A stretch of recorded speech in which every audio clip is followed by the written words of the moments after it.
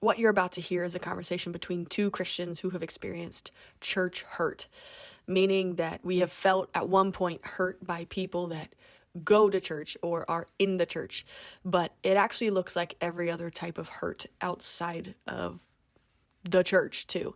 That's really what it is. It's just hurt. Though it happens to be related to the church, it always seems to feel worse because aren't church people not supposed to act like that? I know that's the question that always crosses our mind, and it's one that we all have to think about. And it's how we conduct ourselves as well. And our conclusion is that whether you belong to a church or not, we are all human, which means we are all unfortunately subject to messing up a lot in life and hurting a ton of other people along the way. And so we discuss how we have learned to wrestle with this fact and even heal in some cases. And so, hey, whether you consider yourself to be religious, Christian, a churchgoer, whatever phrase it is, or not, none of the above, hey, we invite you into this conversation about learning to walk through pain that has been caused by other people and also confronting the pain we have caused to others as well. So, hey, thank you so much for being here, and thank you for listening in on what we believe is a very important conversation. If by the title alone you were tempted to just click away and think, I don't know if this is necessarily applicable to me, or maybe it hits so deep that you didn't want to listen to it, I actually want to invite you into this conversation, because for that very reason, I think it's a really important conversation to have and to kind of set the framework. Today, we're going to be talking about church hurt, as you know from the title, but I think it's important to just kind of explain that when we say church hurt, obviously we're not mad at a building, right? We're hurt by the people that are inside of church buildings or people who claim the name of Jesus and have injured or harmed someone's soul, spirit, and the like. And so this conversation is actually coming from a firsthand perspective from me and my really good friend Mackenzie, because we are actually two people that have experienced quote unquote church hurt from one another. And we met doing a ministry, which traveled for every year on the road. And I was on the tour team for 1 year. And in case you wanted to know what traveling in a ministry looks like, just imagine living with 14 people, 7 girls, 7 guys, and you're talking about abstinence, okay? And you are talking about Jesus all day long, and the only time you're actually alone is sometimes in the bathroom. Other than that, for an entire year straight, you are surrounded by other people. So if you're like an introvert, it's your worst nightmare, and if you have anxiety just listening to that, welcome. That's what it was like being on tour. So needless to say, tensions got high very often. And so Mackenzie and I think I can say that we hated each other for a little bit of time.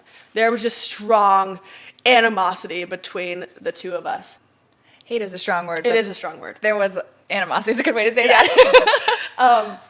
And so basically, I think it's important for us to talk about this today because I led a small group last year, and I let people choose the topics that they wanted to discuss.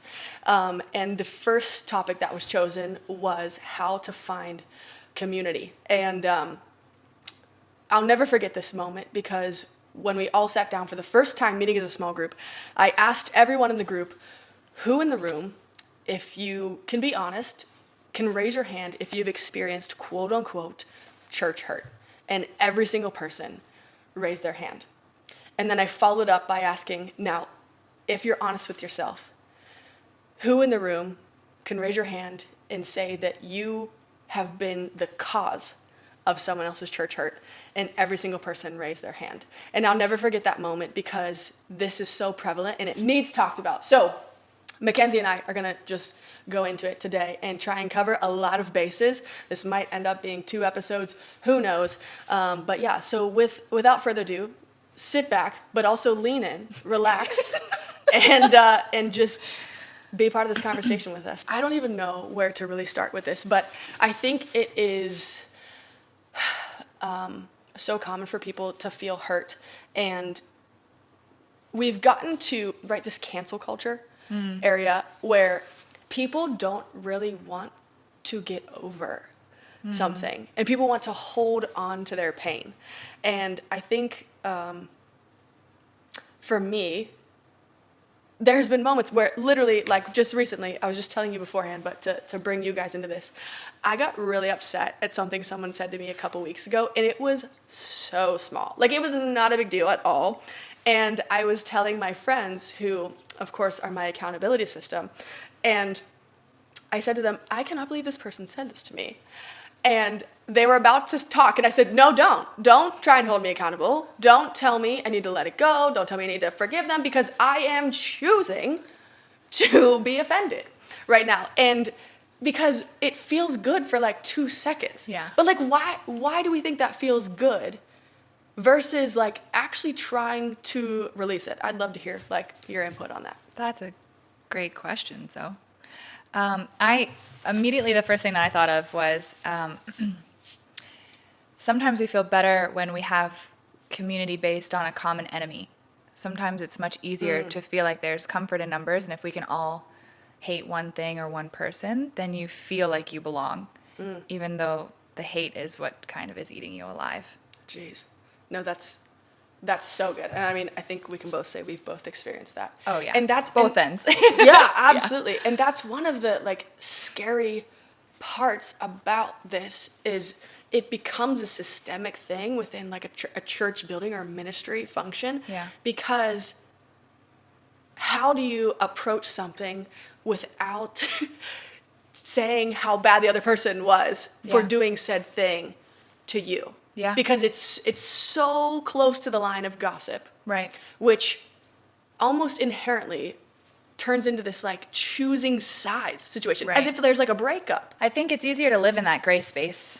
You know, I think we have the opportunity that whenever one person hurts us, we can seek that reconciliation like that really quick if we wanted to. Mm-hmm. And when we choose not to, we kind of store it like ammunition. We take a bullet and we just store it in a little backpack or something. Yeah.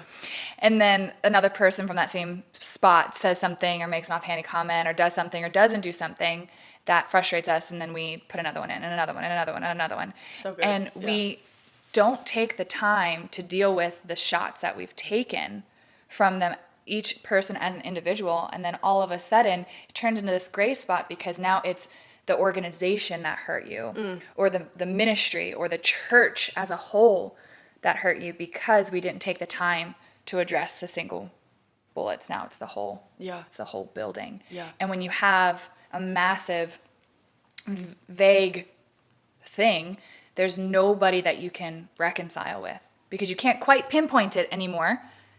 You can't quite say, you know what, yes, there was that one incident, but then, you know what, just the whole thing is messed up, right? And then you're at that spot where it's like, well, how do you reconcile something that is a whole thing if you can't find that pinpoint? Does that make sense? Yeah. So how do you think that gets lost in translation, that we're not even able to pinpoint it first, and then it just causes this snowball effect? Like, what needs to happen? I think there needs to be a little bit of maturity happening to be a lot faster in saying like, hey man, that hurt my feelings. Yeah. And then on the other side, oh, I'm sorry, I didn't mean to hurt your feelings. It's okay, I forgive you. Thanks, I appreciate that. You know, like if we just stepped into that conversation more often and we had humility on both sides to do that, I think the world would be happier. Yeah. So this is really, really interesting you say that, because just to give people some context, based upon what you've said, and I want you to share your story in a separate episode. Okay. But a Cliff's Note version is that you became saved and became a follower of Christ practically while you were on tour with a ministry, which is unheard of. Yeah. Because most people... Unwise. Yeah. Well, most people usually would vet. Right. Do you believe in Jesus enough to do ministry talking about Jesus? To be in leadership, yeah. So you actually had to learn all this in probably the hardest way possible. Yes. Because you were seen as a leader before you even were one. I think we can confidently say. So what did those first moments look like? And where I'm trying to channel this is my favorite, and when I say my favorite, I mean I hate when people say Okay. I hate when people say, I'm just really not a confrontational person. Sure. Why is telling someone the truth and trying to redeem a situation perceived as confrontation to us? Oh. Like, where did that come from? And was that your experience? Like, Yeah. was that jarring for you? Yeah. Because it felt like confrontation when you were trying to close the situation. Yeah. So being on tour, when I first got put on the team, that position is a leadership position because I was put in a role that other people coming to our events saw me as a leader. Yes. Right? I don't think that was a wise choice because I was a baby Christian. I just didn't have my feet underneath of me. There were so many things that I didn't know. I just lacked maturity in so many ways. So, All the ways. as a baby Christian, can you just address what you mean by that phrase real quick? Oh yeah. Like I didn't have any real like disciplines in my life. Like my faith hadn't yet become my oxygen. I hadn't Okay. like chosen to spend time like praying and worship and reading my Bible and in community and having conversations and trying to understand this God that I love and serve. Like I definitely felt something was shifting inside of me. Like all of a sudden I didn't want to do the things that I had been doing up to this point. You know, like I had like the marks of a Christian, like there was something clearly that shifted in my soul. Yeah. But I looking back at myself, I was not in a position to have been given such a hefty task Yeah. of leading other people at Yeah. that time. And I'll never forget my first experience with a Christian and forgiveness. I'll never forget it. I had taken a comment that one of the girls had made on the team about one of the guys on the team as she was interested in him. And so me, coming from a very dramatic past, filled with gossip and drama and all of the things, I went and I told him that, and I said, if you ever want to ask her out, I'm sure she'd totally say yes. Well, he went straight to the source and asked her if that was true, if she was into him, because he wasn't into her, and wanted to make that clear to her. Oh. Yeah, my. I know. And so she came to me with tears in her eyes and was like, hey, and this was the most beautiful way that I, to this day, probably have seen a Christian handle something. That was a real, like I'd really hurt her. And I didn't intend to. I thought I was like doing her a favor. Like I thought I was, trying to be helpful. And she said, like, if you're ever curious about like if I'm interested in somebody or anything, like just please ask me. Don't tell somebody else. That really hurt my feelings, and it really almost could have damaged my friendship with this guy. And I was like, oh man, I'm so sorry. I genuinely I didn't mean to hurt you. And she gave me a hug and she said, I forgive you. I'm gonna cry. Wow. And then like I literally sat there and I was like, wait, that's it? Like this isn't the Bad Girls Club where like you grab my hair and I grab yours. Like this isn't like you storm out of the frame kind of thing. Like that's it? And she's like, wow. With tears, still crying from the pain that I just caused her, she was like, yeah, I forgive you. And I was like, I don't know what to do here. And then we were just normal. Yeah.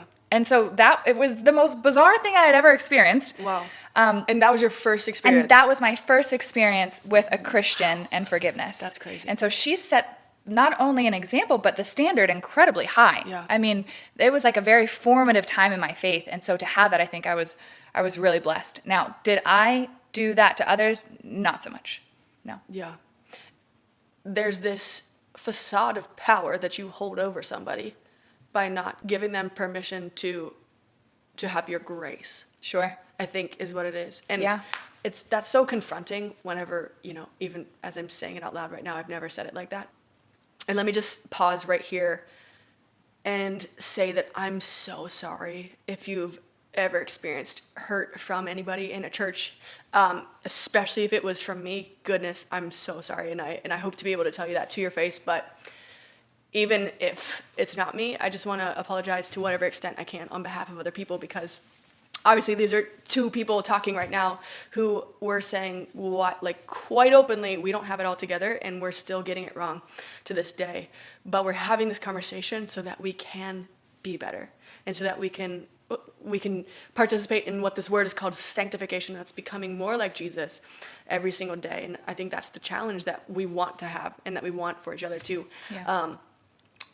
which gives us a little bit of a different perspective. Yeah. Because when it comes to somebody in the church hurting you, I think we can all say we've seen this done so wrong. Like, Yeah.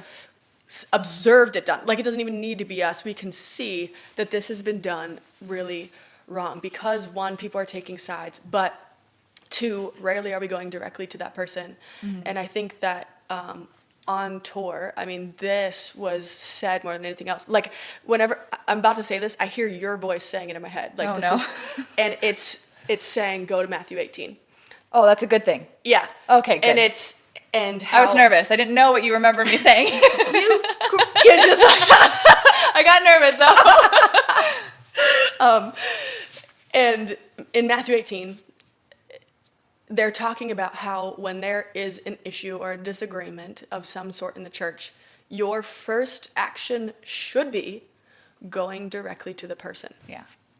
and addressing it, because so often it can just be done. Just a misunderstanding. Yeah, absolutely. That easy. Yeah. Absolutely. And how often we purposely choose not to do that, and it feels better to just release it Yeah. and hold that grudge. But I just really want us all to not be afraid to be human Yeah. with one another, and not to be afraid to say, hey, I'm hurting. Yeah. That what you said actually really hurt me. What you did actually hurt me. And having the ability to say it, because what if they don't apologize? Like, this is what I'm hearing. This is the excuse. What if I say that and they're not sorry at all Yeah. for what they did? How can we cope with that? Because I know that there are people watching and listening who have never gotten that apology. Yeah. And because of that, they think they are entitled to harbor that resentment. I remember in college, I was very upset at somebody for years, actually, quite honestly. And someone said this sentence to me, and I almost punched her, to be honest. I was so mad. I was like, as if my blood couldn't boil anymore. The person said to me, God loves that person just as much as you, right? Yeah. And I was just like, you coming up here, come to my face, telling me I'm hurting. I'm trying to tell you what she did to me, and you out here telling me God loves it.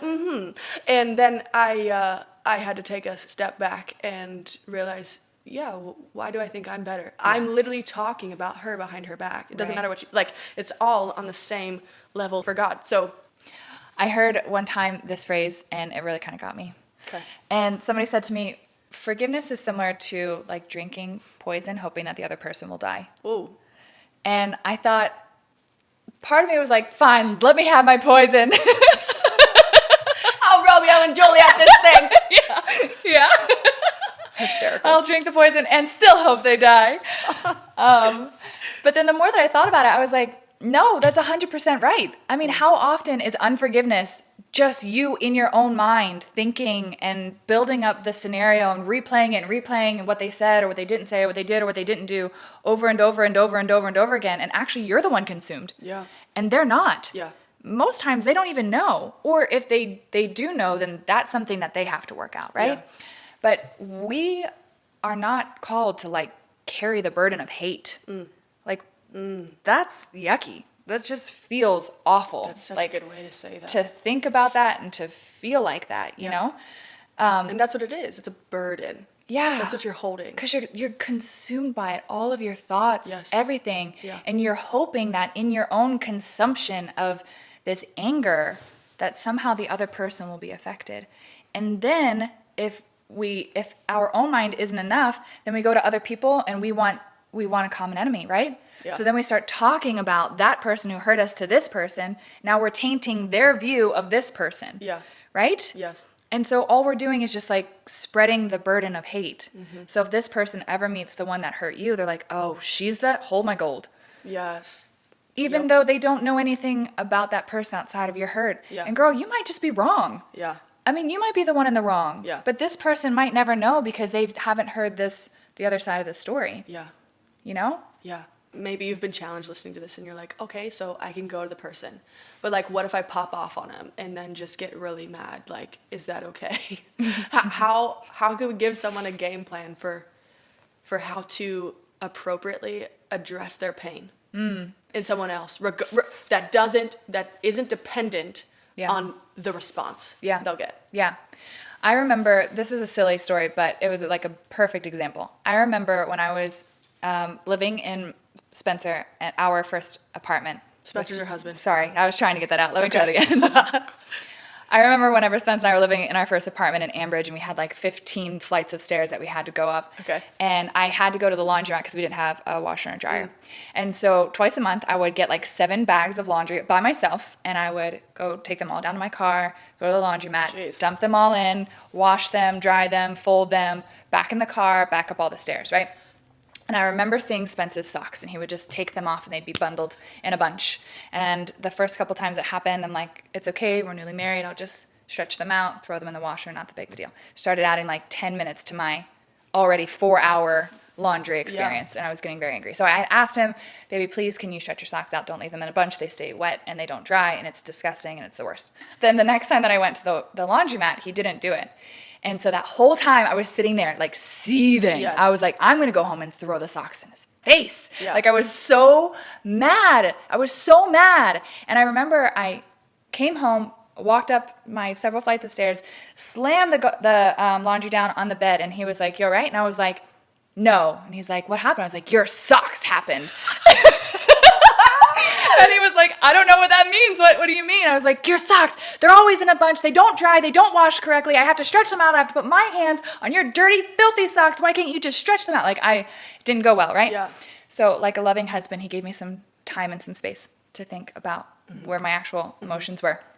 Usually our emotions are like fruit on a tree, and we can follow them back to the actual root of the issue. Yeah. So for me, the fruit was just anger. It was like I was livid. And so I had to start doing like some digging. Like, why am I so angry? And when I sat with myself for a little bit, and I probably needed a nap and like lunch, then I was able to see, like, I felt like he wasn't valuing my time, and I felt like he was disrespecting me. I felt like I was putting in this effort for our marriage and allowing him to work from home during that specific time of like laundry day. Yeah. And I was putting that burden of that chore on me without asking for his help. And I felt like even in my sacrifice, he was disrespecting and disregarding and devaluing me and my time. And so that's what it came down to. Yeah. Like it was that I felt disregarded, devalued. It wasn't about the socks. It had nothing to do with the socks. Yeah. So I think when we go to the person who has offended us, we have to find out what the real issue is. First. Right? Yeah, first. Yes. Before we go to him or to them, because Spence was like, I don't get it. They're just socks. But when I went back to him and I said all that I just said about feeling devalued, he literally like teared up and was like, baby, I never want to make you feel that way. Yeah. Like, I'm so sorry. I didn't even realize that that's how you felt or that's what I was doing. Like, can you please forgive me? Yeah. And that man has never bunched his socks up since then. Oh, come on. Praise the Lord. That is a praise report, folks. But it was something that like, I had to just do some evaluation. Yeah. I just had to work my stuff out, and then I could clearly communicate what was actually hurting me, because that thing then led to reconciliation. It led to, we can fix this because we know what the actual issue is. Yeah. We're just talking about the socks, and there's can't fix that. Yeah. So that's a really good point. So if you're that heated in the moment, that may not be the moment. No. Like, you still definitely need to talk to them. Yeah. But get to the root of it first. Yeah. That's good. Yeah, and I think that what's your goal, right? Like if your goal is just to get revenge or to take out your anger on somebody, or I'm going to give them a piece of my mind, like don't go with that. Yes. Don't go with that. Yes. Go if your goal should be out of somehow, usually if you're a Christian, it comes from the Lord, a desire for reconciliation. Yeah. I love conflict because I love resolution. The conflict resolution sentence, right? Like I love conflict resolution regardless of the conflict, because I know that in conflict, there's going to be a resolution. Yeah. Like I thrive in that. I will step into, now that I've grown in my faith, I used to not be like that, but now that I've grown some, I don't mind stepping into a conversation really with anybody and saying like, listen, I got to own some stuff. Even if I feel like I've only done 2% of the 100% here wrong, I still have 2% that I need to own. Yeah. And then I need to present to you, like, this is the 98% that I feel like where you really hurt me. How can we work this out? Even if it ends in, okay, so we can't be friends anymore, just for the sake of our not safety, but you know what I mean? Like Yeah. for the sake of our own faith. And boundaries, yeah. Boundaries, exactly. It's okay to leave a conflict resolution conversation with that separation. Like that's appropriate sometimes. Did you hear that? That's so key, what you just said. It's okay Yeah. that you aren't friends forever. Yeah. Or that you might never be able to talk again. That's okay. I think that God calls us to love people. Yeah. And even on the night that he was betrayed, Jesus gave Judas communion. Jesus washed Judas's feet. Yeah. Yeah. Right? Right.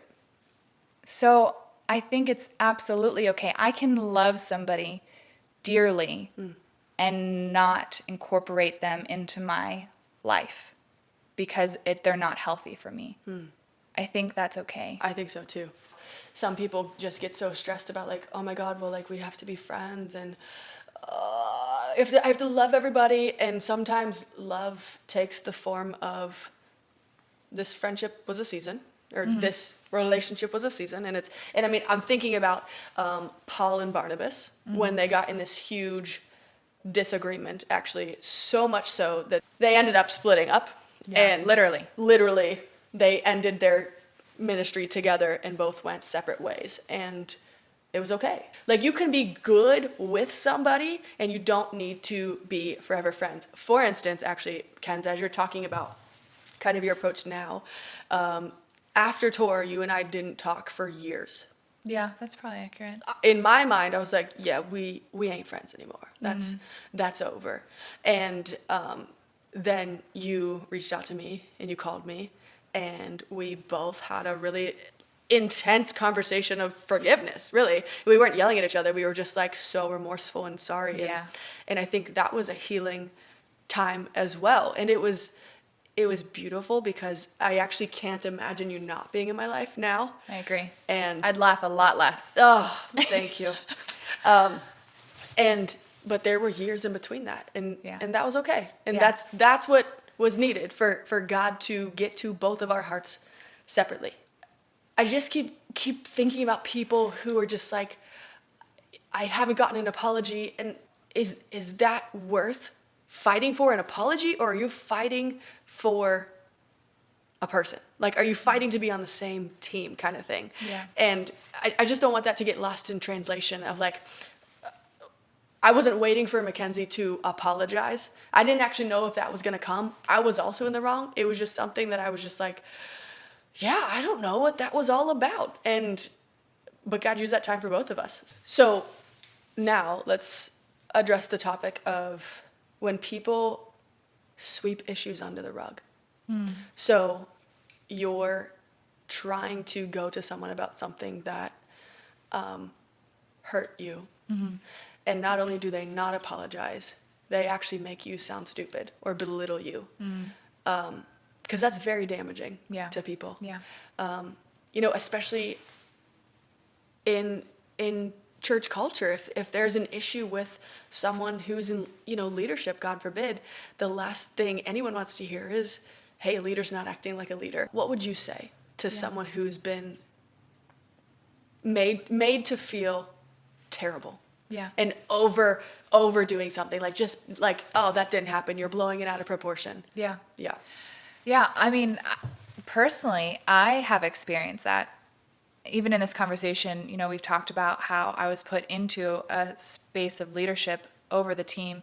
On tour, there's no like adult to your adult, right?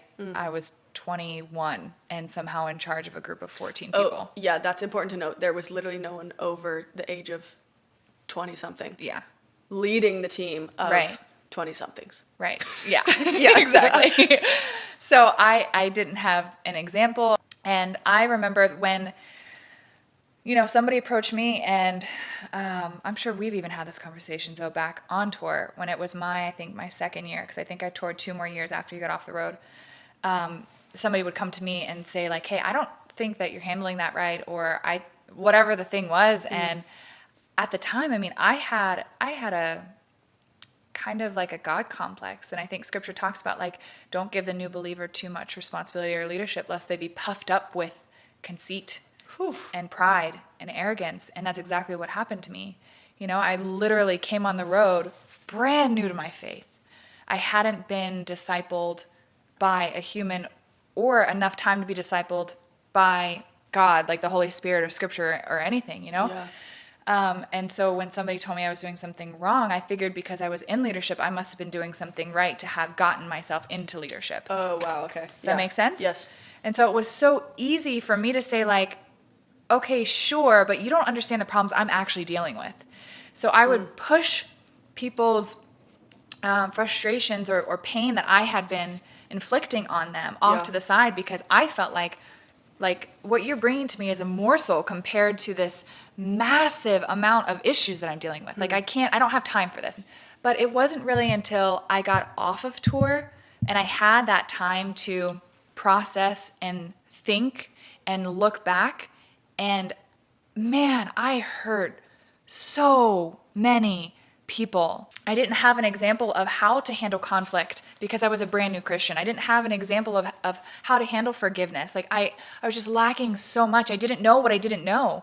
But the most beautiful thing for me was when I got off tour and I had space to just heal for myself, because I didn't ask to be put in the situations that I was put into. And so I felt hurt. When I took time to come back, the most beautiful and reassuring thing for me about my faith is that I've got 1/3 of the Godhead living inside of me. Like I've got the Holy Spirit, right? And he is perfect truth. He doesn't ignore your sin, right? At some point in time, whether you come to me with something that I've done, that I've hurt you or something, whether it's you or it's the Holy Spirit, it will come to you. Yeah. It's going to come to you, right? Like you cannot be a Christian and not have the sins revealed to you. You cannot be pursuing a relationship with Jesus and not have that come up in your heart. And then it's our responsibility. We have the opportunity to say, I'm going to pass. I'm going to ignore that, right? I'm not going to pay attention to that. Or to say, dang, I got to step into some conversations. Yeah. And there was a time where I literally got out the group photos of every tour that I was on, and I called every single person. Wow. And I just, like, tears in my eyes, like, hey, girl, I know that we toured 2 years ago, but I'm just now seeing. Remember that time when? I'm so sorry. And maybe you tried to come to me, and I wasn't open to hearing you. Now I am, and I hope, and my prayer has been for anybody that I had hurt in that leadership position, that they would be granted with the grace and the freedom of forgiving me. Whether or not they've answered my phone calls, or they've responded to my texts, or they've opened up my Facebook messages, right? Wow. Like I know I've reached out to everybody, and my prayer is, like, even if you just deleted it and you never wanted to know what I had to say, my prayer is that you experience the freedom of forgiveness, because I'm no longer carrying the burden of having hurt you. Wow. Because I feel like I've washed my hands. I've come to you. I've repented before you and before the Lord. I can't carry that anymore. Yeah. And I just pray that you would find that freedom. That's profound. Thank you for sharing that, because you can see how much freedom you feel because of that as a result. And if you can't see what she looks like, she's at complete pace. Like she's beaming right now. I like that you said it's important for us to see examples of conflict, because that seems to be something we don't get to see a lot of. Unless you watch reality TV. There it is. And that's the wrong type of conflict. Yeah. And if you're afraid, quote unquote, of confrontation, let me just tell you that I felt the exact same way. I'm not normally the person that's like, okay, so we need to talk about something. But I realized if I kept saying I'm not good at confrontation, it was a guarantee I for sure was never going to be good at confrontation. So I just needed to kind of bite the bullet and do it anyways, even if it was messy, even if I was misinterpreted for it, because it was better to try than not at all. And I think that's something that a lot of people see as a strength in me today, honestly. And I'm like, what? I'm just talking to people. Like, I'm just telling them how I feel. And when I was in the thick of not wanting to forgive someone who had hurt me in the church, quote unquote, there were two verses that stood out to me. And one, I feel like God took my misdirection of it and used it the right way. When I read that it says in the Bible, "Vengeance is mine, says the Lord," because I was like, oh, baby, I bet God's revenge is going to be a lot worse than mine, so I'll take that. And honestly, it really, like, I feel like God said, okay, well, I guess the good thing is that you actually have reverence for what I can do, but the bad news is that you want someone to have vengeance. And I think of Jonah, because what a lot of people don't know about Jonah is that he didn't end up in a whale because he was afraid of the city God was calling him to, Nineveh. He actually ended up in a whale. I mean, I don't need to go through the whole story, but the main part of it is he wasn't running out of fear. He was running because he didn't want God to save people that he hated. And It's true. that has always rocked me. Yeah. Because vengeance in God's eyes can look a lot more like redemption if we give it the opportunity for it. And that's something that's freed me a lot. And also, I believe it's in Luke 6. If it's not, the verse says something to the tone of everything that's hidden in darkness will be brought into the light. And when I read that for the first time, I was like, oh God, I better get it out. I don't want it to be brought into the light by somebody else. And it made me take accountability really seriously to make sure I didn't have something that was in the darkness, but also going directly to a person and trying to work and wrestle through it together. And something that's profoundly impacted me is this phrase, and it is, if you are actually trying to love someone well, and that's why you're coming to them, then you're never calling somebody out. You're always calling them up. Yeah. Yes. And I just want to encourage everyone who maybe you're like feeling this right now in your spirit. You're like, oh, okay, well, I guess I gotta talk to somebody, but they're not gonna like it. It's gonna be bad, blah, blah, blah. Just stop. Maybe it won't be as bad as you think it is, because maybe somebody just needed to see an example of it. And yeah, you might be the first person to show it to them, and you might be the first person who's ever, like, you've never seen it yourself, you're just winging it. But you can rest assured that if you're inviting God into it, he's going to be there. He's going to be there in that conversation. And so I just want to encourage everyone who's like really scared of this term called confrontation. I think it's important too that we as much as we beg and hope that people would give us grace when we think about the things that we've done, that we would turn that around and extend the same amount of grace. Hello. Bob Goff says, grace is cheap until you need some. Yes. Yeah? Yeah. And that's so true. So true. So true. It's so easy to say, F that guy. Yeah. Yeah. But the thought of somebody saying that about me, like, brings me to tears. You know, I'm like, no, wait, I didn't know. Wait, I mean, I would have apologized had I seen, or like, in my naturalness, I just like, I crave that, like, wait, but let me tell you my side of the story. Yeah. And it's so painful that we beg for that grace from other people. Yeah. But man, we don't give it back. We just don't. No. We just don't give it back. No. Man, if we just take a second to actually bring ourselves back to who actually am I? Why do I think I'm better than this person? And why do I think I deserve grace but don't want to give it? Yeah, that's something I've been challenged to do because of, like, as we're talking about, the freedom that comes off of you. Yeah. When you just decide. And it's not about letting it go. It's about directing it and giving it to God to handle. And I don't, like, this could be another thing in itself, but like the difference of like, how do you know when you've forgiven someone? I think you feel it. Like, if you have to say, oh, I forgave them, but did you? That's something I've had to really wrestle with. Yeah. Yeah. It's a choice too.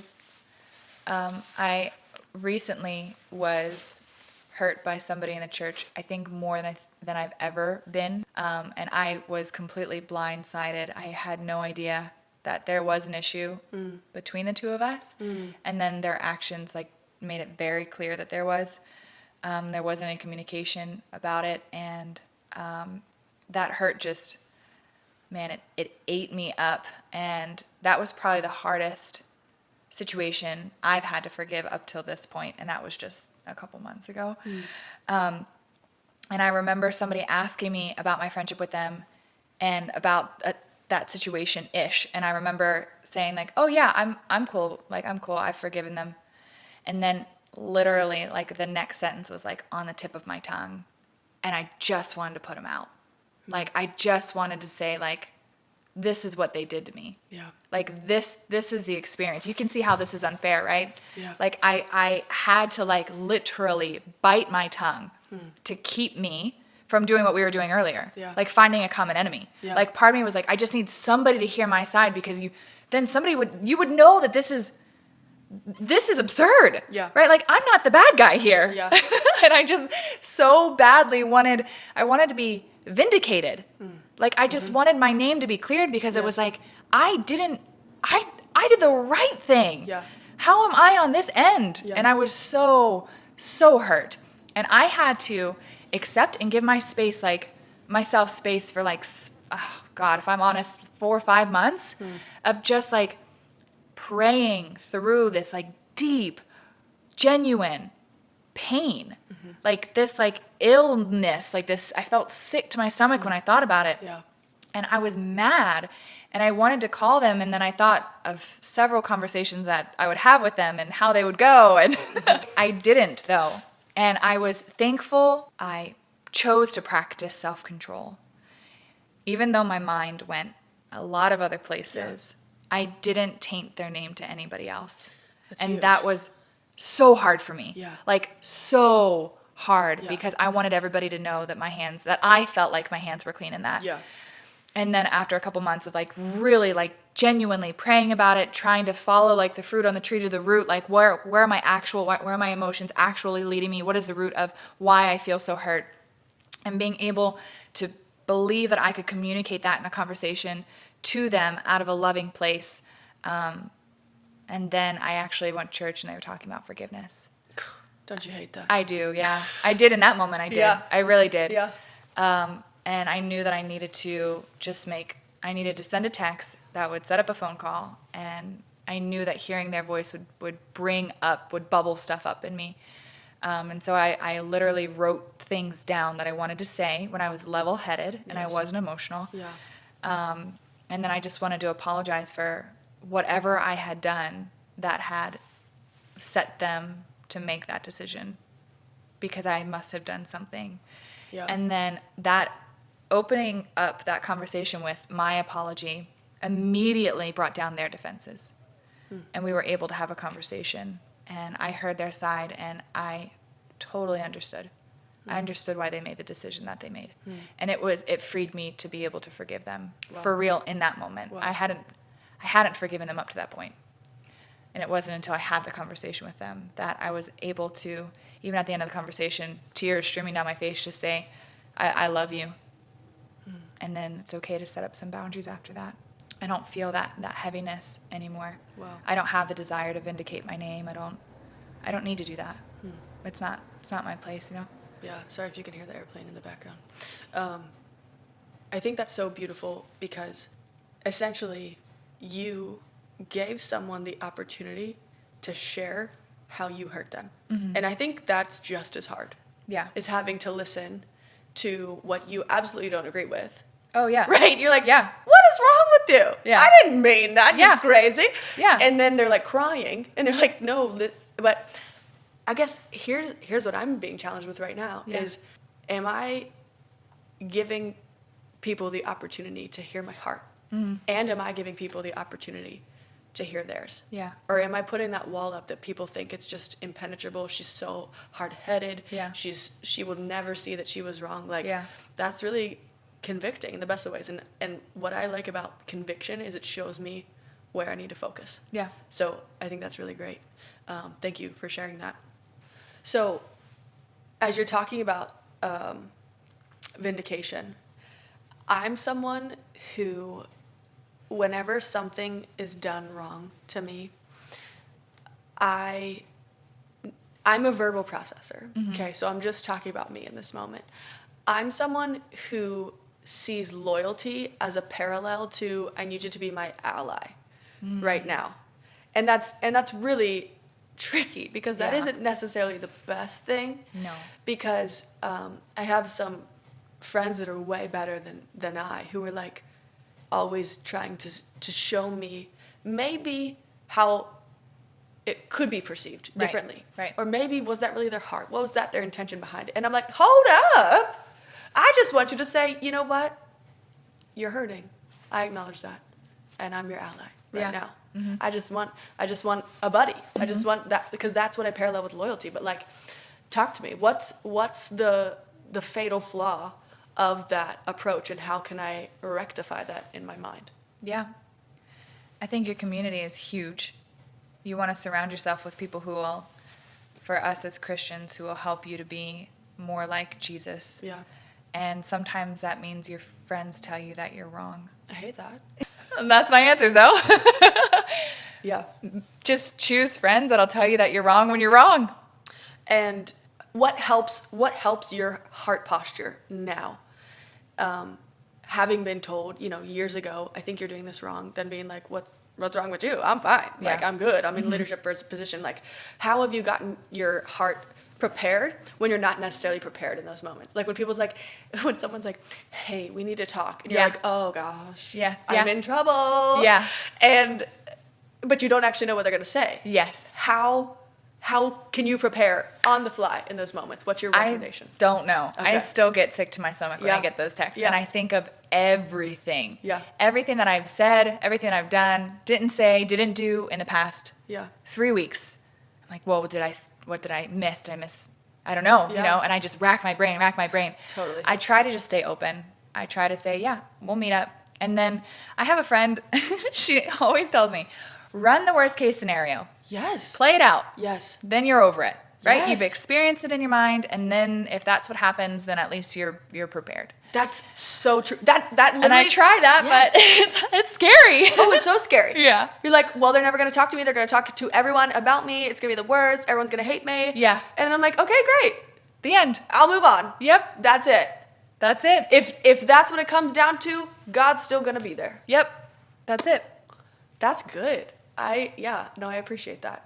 And I know that we're like in this like positive culture movement. It's like, just be positive. But it's like, no, sometimes it actually helps taking it to the worst case scenario and then realizing, oh my, Yeah. come on, that's not gonna happen. Yeah. Like, look, and then if you say it out loud, it's even better. Then people are like, you do realize how preposterous absurd this that sounds, is. Yeah. right? Yeah. Like that's not gonna happen because of this little thing. Yeah. That's good. I know we talked about examples of conflict, and just to give like a specific scenario that both of us or you can speak to. I had a friend recently ask me, why are there so many churches that say, come as you are, you're welcome here, but when you walk in, you don't feel welcome because everyone is just talking to each other, and it's like Clickville is how they phrased it, because my friend was sharing with me that was their experience. And they actually, the moment they walked into the place that said, hey, we love you, you're welcome here, Yeah. they were hurt. Yeah. They were like, I feel like I was invited to a certain lunch table and then all the seats were taken. Oh. And I was like, Oh, I want to hug them. Right. You can come sit with me. right, see, but why do we do that? Why are we like in those moments and we just completely forget what it's like Yeah. to be that person? Yeah. So, Aw. so if that's been your experience, I apologize because I'm for sure guilty of that. I come into church, I see my friends, I'm like, completely forget about the fact that somebody is walking in there for the first time. But yeah, how can we be better? Like what challenge would you give the church, aka the people in the church? Go say hi to somebody. Maybe that's a good place to start. Yes. But it's also tough today because we're in a pandemic. Right. And so when you see your friends at church, it might be the only time that you're seeing your friends. Totes. But see your friends and say hi to somebody, maybe. I don't know. Yeah. 2 people. We should just be chameleons and have one eye on our friends, one eye on. But what I do want to say is listen, it's okay to be scared coming into a new place. But let's be careful to not put the blame on one group of people for maybe not acknowledging you. And I've been in both places, okay? So I'm speaking from experience. I don't mind sharing this. Recently, I started going to a different church. So a church that I've been going to for most of my life, stepped away from for a season, and nobody reached out to me for, I think, 8 to 10 weeks. And I have actually heard this said from other people, that one of the reasons they left was because they felt like nobody cared about them. And I'm choosing to not take that posture. Pause. So right here, I realized that I did not clarify correctly and piece everything together that I was trying to explain in the moment, because I had discussed it with Mackenzie prior to starting the recording. So to give some context, I recently stepped away for a season from the church that I have gone to for most of my life. And that was not a decision based upon people at all. I love everyone there. I just honestly wanted to try something different and try a change of pace. And I have heard people tell me before that they have been upset that nobody has reached out to them when they've left a church, and it's validated that their leaving was correct because nobody paid attention to them, nobody saw them. And quite honestly, I have decided that I think that would be an unfair expectation to have upon people, to notice if I were not in the room. Because if people were noticing if I'm not there, that means they're not fully focused on being with Jesus in church in that moment. So just wanted to clarify that right there. I never had an expectation or a desire for someone to reach out. So whenever I said it took someone 8 to 10 weeks, I was saying that to say that I wasn't deterred by that at all. That's why I'm choosing not to take offense. And my challenge is for anyone who's in a similar situation to maybe question, why do I have that expectation, and let that offense down as well. Okay, back to the conversation. I think we need to give each other the benefit of the doubt when it comes down to it. And joining a small group, for instance, can be very scary, walking into somebody's house. I mean, like, I just remember how terrified multiple people were walking into the small group I held last year, because it's freaking weird. Okay, we can acknowledge that, but I think it would be dangerous and, for lack of a better term, silly to blame not feeling a community or not feeling part of something as solely someone else's responsibility. Yeah. So I think we all need to start taking responsibility for, hey, this is going to feel uncomfortable. I might have to literally come up to somebody at this unknown place and have a conversation with them so they know I'm new. Yeah, exactly, yeah. And so I just want to challenge all of us to just start seeing each other as humans. Yeah, last year I had some friends who ended up leaving the church that we've been going to for a couple years, and I noticed that they, like 1 week they weren't there, and another week they weren't there, and so it had been several weeks that I hadn't seen them, that I finally reached out to them, and I mean, you just never know. You never know why somebody stops coming. Like, you just never know. Yes. So I would have hated if something like serious happened and either I put my nose in something I shouldn't have, or if they were hurting and nobody was there for them. Yes. Right? It's like Yes. an awkward situation. Yes. Like, hey girl, haven't seen you at church in a while. How's it going? Yes. You know, and then there's like that little bit of a weird tension about like, oh, well, I started going to a different church. But why is that weird? Like, this is what I want to talk about. Why is that? Why do we make that weird? So I don't personally think it's weird. Yeah. I think that sometimes there are churches for different seasons. Yes. And I feel like this is a whole other conversation. Yeah, exactly. But I think it's okay to move from one church to another, just based on your own maturing. It doesn't mean that previous church was immature. It's just your own faith and where you are and what that community looks like or whatever the thing is. Yeah.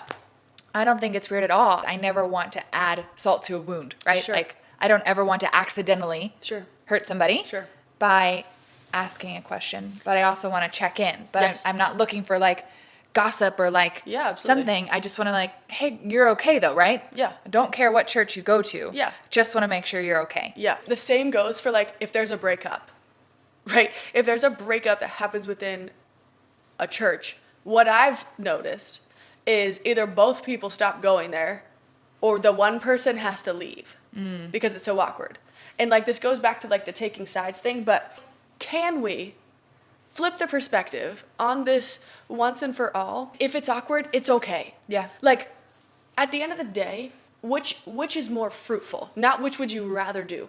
Which one do you think is more beneficial? Reaching out to someone who may have felt hurt, which was not the case from me at all, so I just want to make that clear. Who may have felt hurt, who may have felt this, who may have been going through this, and nobody's checked in.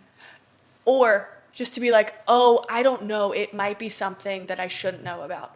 Like, of all times, to want to actually be there for another human being, it's when you notice they're not there. Right. You know what I'm saying? Yeah. So, yeah, I mean, I just want this new perspective, and I want people in my life to always call it out in me, call it up in me, about having like, wait a second, if you're feeling that, if God has put it on your heart to think about this person, maybe that's for a reason. Yeah. Maybe we can lean into that. Yeah, I agree. And maybe that could like heal some quote unquote church hurt that someone's been experiencing. Yeah. So yeah, I think this has been a good conversation. I think so too. I hope that if you're listening, you have found something that's been beneficial to you.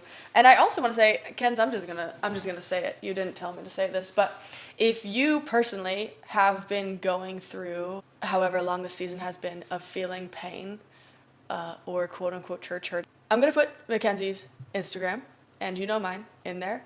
And if you want someone to talk to and actually just show you love, we're both willing to do that. Yeah. See how I just put words in your mouth like that? Yeah, come sit with me. See? Come sit with me. Yeah.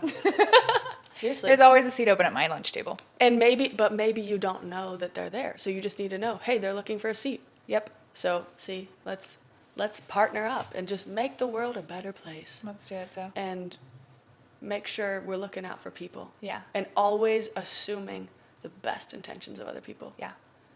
That's not accidentally intentional. That's very, very intentional. Yeah. Making that choice. It's intentionally intentional. Intentionally intentional, folks. Hurt doesn't need to last forever.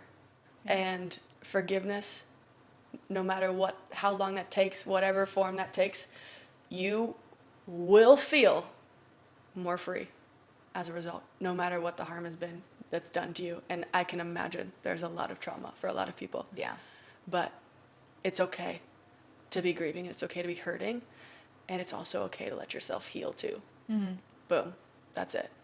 Well, I know this was a long one, so I hope you found this to be a thought-provoking and challenging conversation, because my goal is to always bring conversations that build us. If you were challenged in this episode and would like a couple resources that you could follow up with and do some work on your own, one of them would be Mike Todd at Transformation Church in Tulsa, Oklahoma. He's currently doing a series called Forgiveness University, and I believe you can tune into those on a podcast or YouTube format. Those would be really awesome. I love all those messages that he's doing right now. And the second would be from speaker and author Lisa Turkhurst, who has just written and will soon be releasing a book called How to Forgive When You Can't Forget. So those would be two awesome resources right there. But now let's move on to the takeaways. 1, we are not called to carry the burden of hate, and that's what it is. It's a burden. Number 2, find the root of an issue and why you feel hurt, and also discover and pinpoint what your goal would be in a conversation before having a conversation. Is the goal to fight for reconciliation or to just fight to win an argument and get an apology? Number 3, sometimes we just need to remove ourselves from situations long enough to actually heal from ourselves. Number 4, it wasn't necessarily addressed, but I think it was a common theme throughout the conversation about expectations and really looking inward and deciding, are the expectations I have, are they reasonable? And if we've concluded that they are we giving people the opportunity to learn and understand what our expectations are by us communicating to them? And number 5, it's okay if certain friendships and relationships do not last forever. Now, there's a difference in holding a grudge against someone because of that and trying to find reconciliation and then setting up appropriate boundaries after that. But it is okay if something is just for a season and not forever. Guys, I hope you heard our hearts on this, especially in conversations like these. I want to know what your takeaways were. I think something that's really been helping change my perspective on this subject is actually trying to find ways to find strengths and potential in other people. So if that's something you're interested in, click this link right here, because I talked to one of my greatest friends who is a master at this, and I'll see you in the next video.